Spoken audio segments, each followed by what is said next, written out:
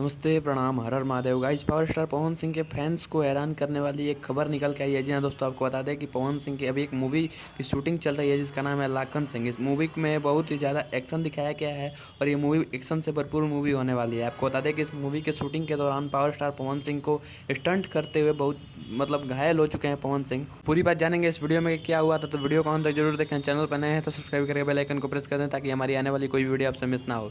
चलिए जल्दी इस वीडियो को शुरू करते हैं। Guys, power star Pawan Singh जो है वो मूवी की शूटिंग कर रहे हैं, लगातार मेहनत कर रहे हैं और मूवी में बहुत ज़्यादा एक्शन दिखाया गया है और ये मूवी में बहुत ज़्यादा पैसा लगाया गया है। मूवी जो है हर गंगे के बाद भोजपुरी इंडस्ट्री की महंगी मूवी होने वाली है। आपको बता दें कि पवन सिंह स्टंट करते हुए बहुत ज़्यादा घायल हो चुके हैं, जिसकी वीडियो आपको यूट्यूब पर देखने को मिल जाएगी। बहुत सारे यूट्यूबर्स इससे रिलेटेड वीडियो बनाए हैं और इसमें पवन सिंह को एक्सीडेंट का सामना करना पड़ा है।